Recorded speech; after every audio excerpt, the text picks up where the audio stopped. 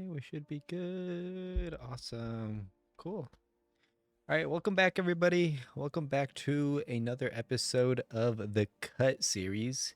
So tomorrow, because we've been doing quite a few of these, like recording them at my desk, but for tomorrow's, we're gonna be doing a bit more of like a vlog style for those, since I'm gonna be on the road for the majority of the day, and I'm not gonna be home um, um, for a lot of it. So it's just going to be easier if I record like what I'm doing, um, and kind of walking through kind of similarly to how we've been doing, like what I'm going to be doing in terms of like exercise selection and whatnot. So, um, yeah, we'll be doing that for tomorrow, but today we're going to be just kind of doing it more so like this.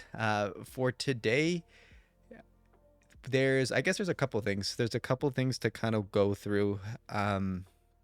Some things that happened this weekend, also trying to discuss what kind of happened last week, since we essentially completed our first week of the 10-week cut that we're planning. So I want to go through kind of the results of that, what they really mean to me, and any potential changes that I need to make on that plan based on what we saw last week. So I guess just to recap, so last week we only recorded Monday through Friday. Like I said, the weekends I'm not going to be recording anything or uploading, but I'm still going to be following the split that I have planned. So what happened was, we went through Monday through Friday. You can see in those videos exactly kind of what I did for each of those days. And then Saturday and Sunday, I did a push day on Saturday and then a pull day on Saturday. Um, for Saturday, we pretty much stayed at the same level of cardio. So we just aimed for about 10K steps. We might have done a little bit more than that, but that's kind of what we're shooting for each day, just to kind of ease into it. And then again, we just went through a regular push day. So it was the exact same thing that I did in the first week of recording what a push day looks like. So the bench press, shoulder press, and lateral raises, tricep push downs. Again, the exact same thing. I'm not planning on changing anything unless I really need to. And probably to no surprise, since we're still very early on to the cut, I didn't really feel any sort of hindrance in terms of like me feeling bad or not feeling the greatest, not being able to push as much. And if you recall from last week, I feel like a part that did help out with that was that on some of the days I actually ate at maintenance, and I believe also on one day I ate in a little bit of a surplus. So again, the total, I guess, weekly deficit, kind of looking at it at that weekly perspective, we still were in a net positive, which is really, really good. That is the goal. But on some of the days, I believe it was two to be exact, we didn't stay in a deficit. But again, that is very much okay. Those kind of reset days, in my opinion, are super, super helpful, so that you just don't run the risk of your hunger carrying over into the next day, making it a bit harder for you just to carry out your, not only your day-to-day actions, but also your workout might tank as well. So you want to make sure that that isn't affected, because again, the whole idea behind this cut is to, yes, lose body fat, but do it in a way where we retain as much muscle as possible. So those resets kind of really help do that for me. And again, even though in those two specific days we didn't hit our quote unquote caloric deficit goal, looking at the week, we still were in a net positive for a caloric deficit. So on Saturday and Sunday, since again I didn't record videos for those days, we were in a deficit a decent amount. I believe on Saturday it was roughly about probably like 600 calories. On Sunday, it was roughly about another 600 calories. So, still very much in a deficit. Again, if you recall, I'm really trying to shoot for each day being in a caloric deficit range of 500 to 1000. 1000 being more so on obviously the high end. If I'm able to get into a deficit that high, that's great. But if I don't, that is totally okay. Again, you got to understand that this cut is a bit aggressive just because of the time that I'm looking to achieve this in. So, there might be days where I don't feel the best. So I might try to, again, just kind of lighten it up a little bit and maybe go into a deficit of 500 as opposed to 1000. Um, so again, that's the approach that I'm going to take this time around because it worked for me last time. If I were to just try to shoot for 1000 calories each day, that would make things very, very hard. I could also just shoot for 500 calorie deficit a day. But again, if I'm trying to achieve this in that amount of time that I'm looking to achieve this in, it's probably going to take a little bit longer um, if I want to stick to that 500 calorie deficit goal. And um, yeah, I'm okay with essentially just pushing it to 1000 if obviously I'm able to. If I can't, then that's okay. But if I'm able to, then I'm going to kind of push it that hard. And if for whatever reason, I doubt this is going to happen, but if I say, for instance, hit my goal weeks in advance, which is great, then I would just stop at that point. It doesn't hurt me to reach that goal a bit sooner as long as it's not impacting my muscle mass in a negative way and also just my overall how I feel. So if I hit it a bit sooner, great. If I don't, that's okay. Hence why I'm kind of willing to push it to that 1000 kind of calorie deficit uh, range. I'm okay with pushing it to that level on some days if I want to. So um yeah, that was what happened on Saturday and Sunday. Those 2 days we stayed in the deficit, and I also took in my weigh-ins for those 2 days. So on Saturday, what was Saturday? The 8th. On the 8th, I woke up and I weighed at 185. So it was actually 185 is the heaviest weight that I have recorded on this cut. And that might seem confusing. Like, how did I go higher than where I started? Oops. How did I go higher than where I started if I've been trying to lose weight, if I've been trying to be in a deficit? Like, how does that happen? Again, throughout this entire process, your body weight will fluctuate even if you're in a caloric deficit. So on Friday, I believe I mentioned this in a video on the video on Friday, but if I didn't, on Friday was probably one of those days where I believe I either ate at maintenance or I ate at a little bit of a surplus. And so obviously that's just going to cause me to retain a bit more water than usual. So I probably just carried that water onto Saturday morning. And that's why I weighed at 185. Again, that's why it's really important, especially if you're kind of going through a process like this, to look at your weights. Obviously take them into account each day, measure yourself each day, but when you complete a week, you should be looking at taking some sort of average of what happened that week and compare that to the following weeks. Because again, if you just do day by day comparisons, you're going to be pretty hung up because there are going to be days where you might go up, and if you compare it day by day, in your head you might think that you're actually losing progress or going the opposite direction, but that's not the reality, right? Again, your weight fluctuates on a day-to-day basis, so it's better just to do it and compare yourself more so at a weekly basis. um, Now, that's also another topic that I wanted to get into, because I gave it some thought this weekend too. I remember last week I talked about how when I'm going to be comparing or essentially calculating what my weight and how I'm progressing, how am I going to go about calculating that? I was mentioning that I would go about it by taking the average during a week.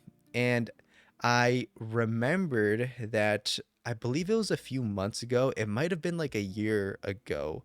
I remember I saw a video that was on that same subject, but the person in the video, I just forgot who it was. If I'm able to remember, I'll mention it in one of these vlogs.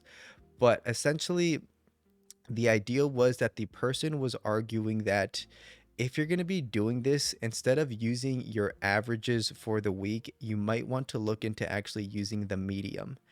And the reasoning behind that is because, like I said, your weight is going to fluctuate a lot during a week.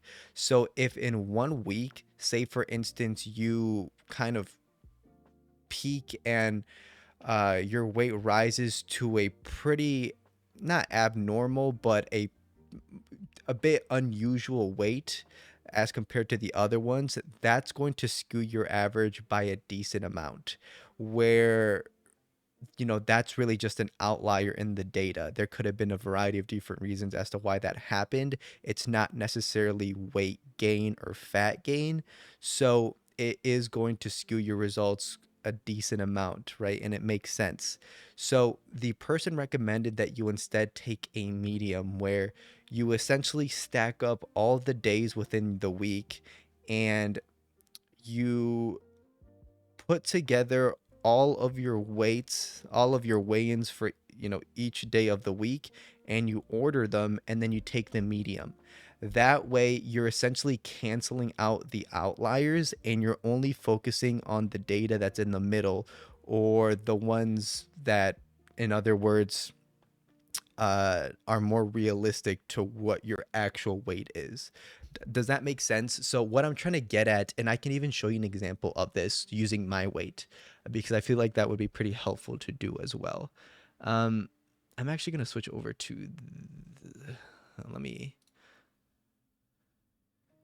actually, I'm going to do this like I did it before. This might look pretty funny, but I feel like we're just using a couple of numbers, so it shouldn't be that big of a deal. We're going to use Paint to set this up, and I'm just going to draw what I'm talking about. So, okay. So, essentially how this would work is, so let's start with Monday, right? We have Monday. Excuse this horrendous handwriting. On Monday, I weighed in at 184.7. Tuesday, I'm looking at my notes right now, 183.3. Wednesday, I was 182.7, I believe. Yeah, 182.7. Thursday, I was the same thing, 182.7. Friday, 185. Wait, is this right? March 8th. That's Saturday. I am behind. What did I do? Where did I start this cut? I started this cut on March 3rd. 184.7, 183.3, 182.7, 182.7. Oh, okay. That was a mistake. So if you recall on on one of the vlogs, I mentioned that on one of the days I missed my weigh-in because I just forgot, and that day was what, Monday, Tuesday, Wednesday, Thursday. So Thursday I didn't weigh myself.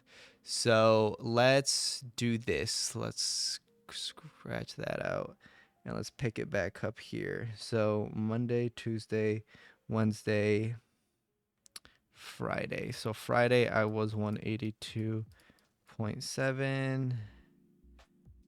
Saturday I was 185. And then Sunday, you can still see that I was 182.1. Okay. So these were the results. Actually, you won't be able to see that because of my.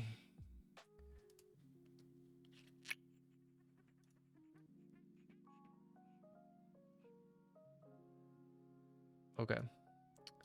So that is essentially the results of that, right? So essentially what the idea here is, you want to go ahead and order these so that you just take the medium number, right? So that's what we're gonna do in this, just because I mean I could rewrite them, but I'm just gonna start from lowest to highest and just go like that.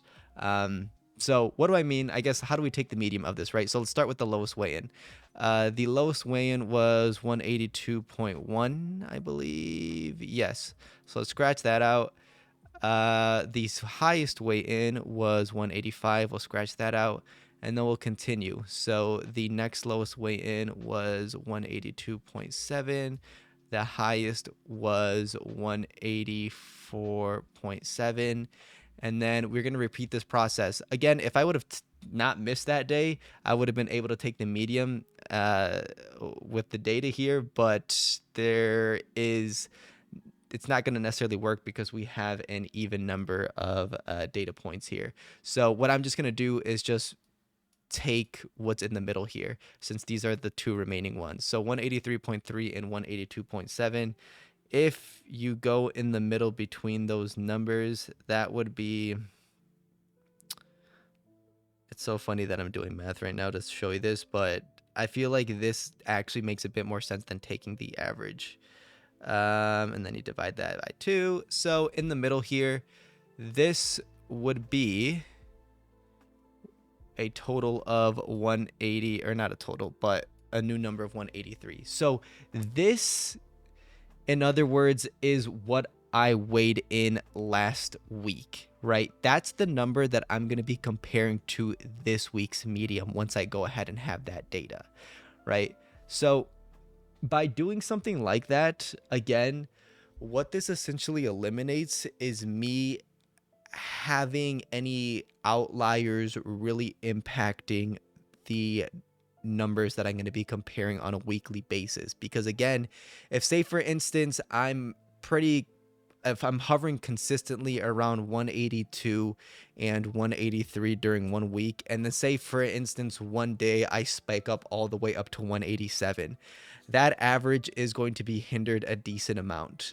Whereas if I were to take the medium, that 187 is going to be cut off, right? And since the majority of the numbers are going to be in that 182 to 183 range, then the number that I'm going to be using to compare what happened that week, that number, it's going to be in that range, so it's going to be more accurate, right? So that's the idea behind it. And I would have mentioned that last week, but I just, for whatever reason, completely forgot about that video that I watched.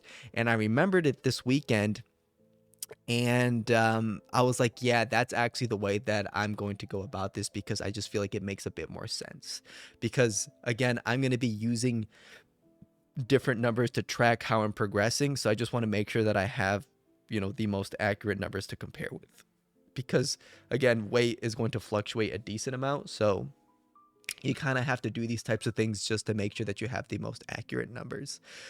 So again, last week, what I'm trying to say is where I was at, or where I concluded essentially, was 183 pounds. At the beginning of the cut, I was at the 147, 184.7 ish weight, kind of hovering up around 185. But then, throughout the week of just being in a deficit, I ended up kind of being in that 183-ish range. So that's progress. That's about 2-ish pounds, right, that we went ahead and essentially lost. And I want to make sure that when we conclude this week, I want to see, as long as I'm doing things correctly, my medium being below 183 for this week, right? So once I get that data, I should be below 183. If I'm not, then that might be an indication that I'm just not doing something correctly, and I might need to make some sort of adjustments. But if things are going correctly, then I should be below 183, right?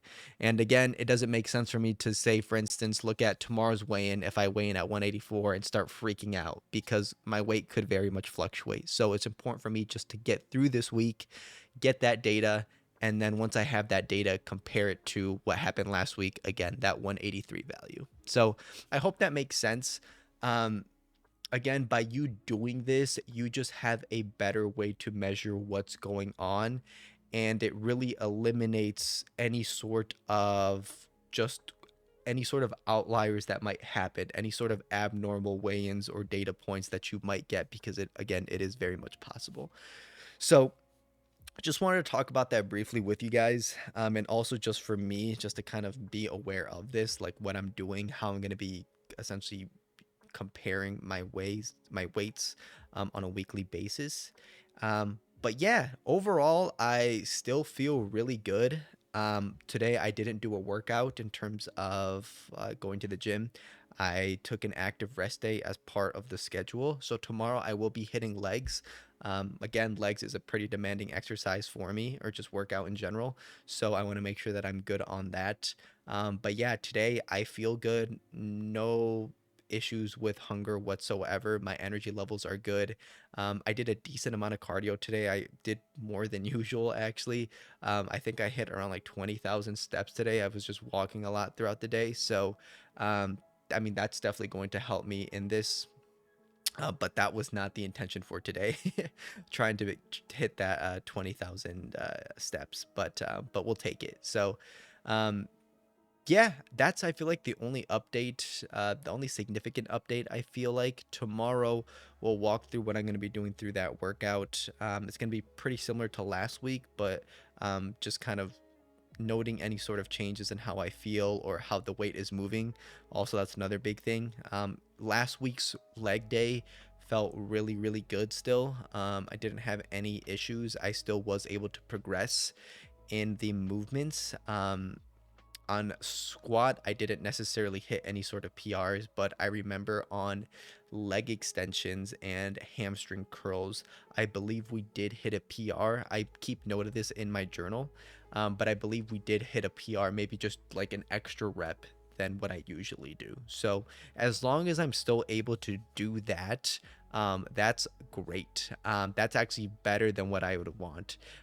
You got to also think of it from this perspective where when you're in the process of losing weight, if you're able to lose weight and keep the strength that you have, you actually are potentially gaining muscle. Because if you think about it, you losing weight, that's less overall mass that you have to push, or do something with the weight that you're working with. So say for instance, if I'm currently sitting at 185 pounds and I'm able to do the bench press, if I'm able to do 8 reps with 225, but say for instance I get down to 170 and I'm still able to do 8 reps for 225, that's a PR. That's a PR in itself. Even though I didn't increase the weight, or I didn't increase the sets or repetitions, me just being lighter is going to make that movement significantly more difficult. And if I'm able to hit those numbers at a lower body fat and at a lower weight, that's a PR in itself. Again, you don't just it's not just your repetitions or the weight that you're pushing that can dictate personal records. You can also use other metrics like we've talked about. So your rest times, maybe you're able to do some push some crazy numbers at a lower body fat or body weight. That's another PR indication. Again, there's a couple of different things in which you can do this in, but you just have to kind of just be on the lookout for some of these things, and just kind of think, if there's going to be some sort of dramatic change that you're going to be doing to yourself, should that theoretically be hindering your performance in the gym?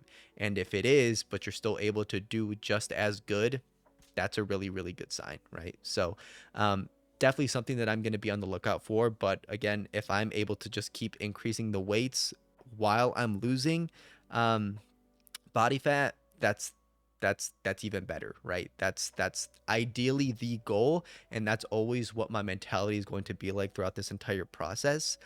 But also, I'm just have to be realistic that that might not always happen. So again, just I guess what I'm trying to say is just putting in as much effort as you can when you're going through something like this.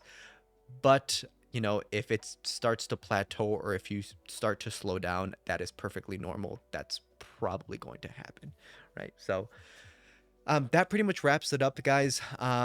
Pretty short one for today, but tomorrow we'll have a few more talking points to walk through, and also a couple of additional topics that I wanted to bring up, kind of outside of what I've been kind of up to in my performance overall, but still in the lines of cutting. There's just been a couple of things that I've been thinking about, but I just feel like I need a bit more time to explain those things, so we'll use it tomorrow's video since it's probably going to be a bit longer. Okay. Awesome. All right, guys. Well, thank you again, and I will catch you guys for the next one. Peace.